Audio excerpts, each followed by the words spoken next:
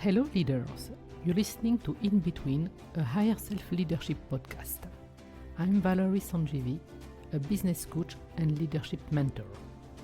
In my podcast, I wish to share my awareness on higher self-leadership and how we can integrate it in our leadership practice every day and see results. Higher self-leadership is in the awareness. Hello leaders. In this episode, I'm going to share a bit about my path, my career path. On my journey, I worked in two main organizations. And within those two organizations, I had different positions. I changed a lot and I learned a lot. And the reason why I changed a lot is because I was asked all the time to switch position, because I was needed to move to a new country. I was needed to work with a new client. I was asked to work on many new innovating projects, on new products. I had an international career. I was an expat 2 times. After that, when I left the corporate world, I started my own business, and I am right now on the third version of my company. So basically what I'm saying is that on my journey, there was a lot of changes. There was a lot of pivots. And honestly, I liked every single one of them. First of all, because if I'm not interested in what I'm doing, I'm changing. I don't want to stay in a position where I'm bored. So that was always a reason for me to change.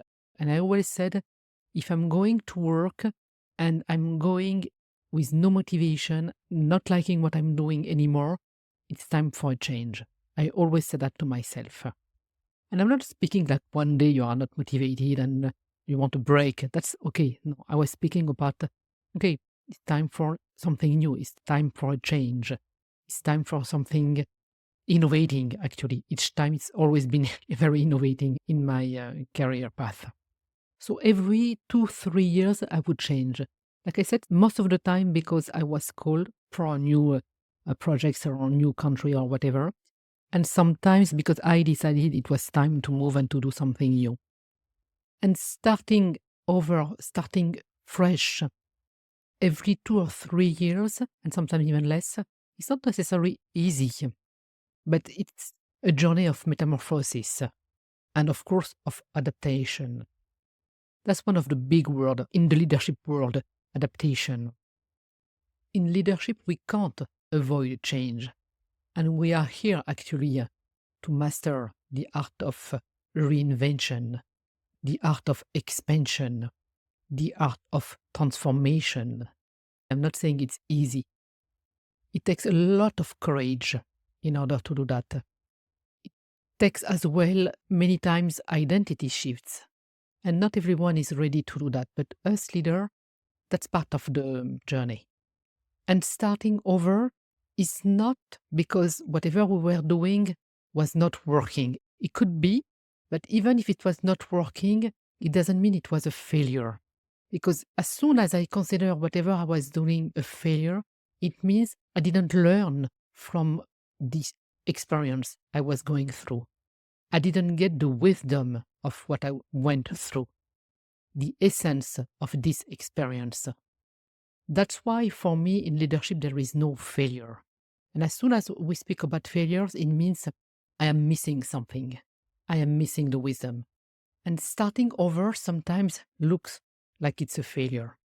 And people could say, around you, so you are starting over, it means it didn't work. Actually, I want to rephrase that. It's not it didn't work. It's like I learned something and now I can begin something new. For me, one of my signature tagline is, the end is just a portal to the next beginning.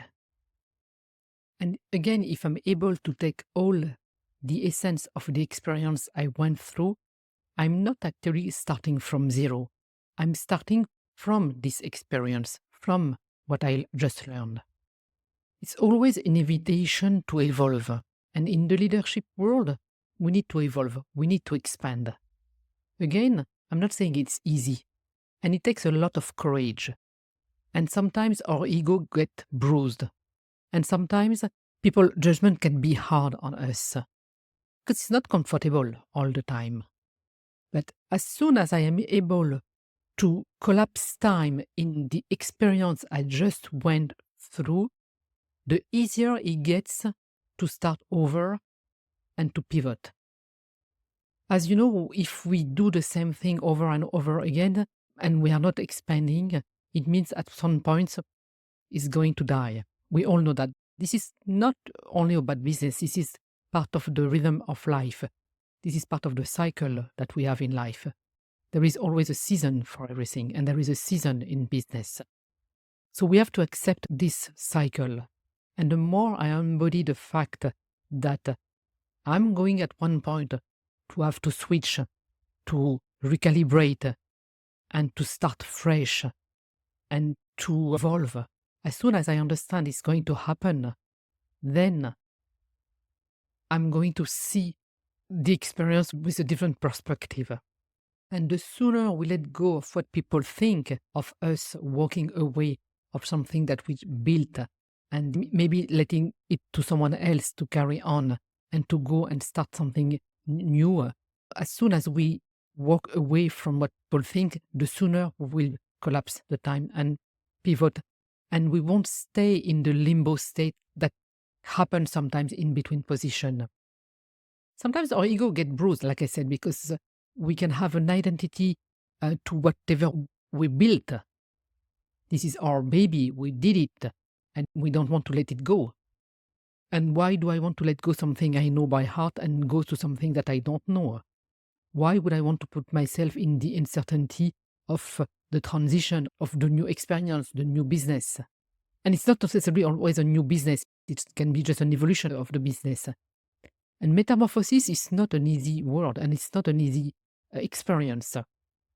And like we say, we always leave what we know, but we don't know what's going to be next. We don't know what we will discover. So it can be quite uncomfortable, but it doesn't mean that we shouldn't do it. And sometimes we spend so many years building a business or building our legacy. And we feel that we are walking away. And for me, it's not necessarily walking away, it's expanding. I'm using whatever I did up to now, the experience, the calibration, the skills, soft skills, hard skills, and I'm using that as a foundation to go higher. It's not about judging what we did so far. It's about letting go of something that we've outgrown. So the more I allow this reinvention of my business, the reinvention of what I'm doing, and the reinvention of what I'm building, the product or the service, each time that I'm allowing that, and each time I don't resist the change, then I choose to move with it. Like when you look at some like well-known brands, and it is what it is for those brands, but if you look at Amazon, first of all, they were starting as a bookstore. Already, we can't say that Amazon is only a bookstore. Like all those phone companies at the beginning, they were only doing phones. Now we have all kinds of products around that. A word I like in the leadership journey is the word initiation. I know it's a strong word, but that's what I felt all the time. I am on an initiation.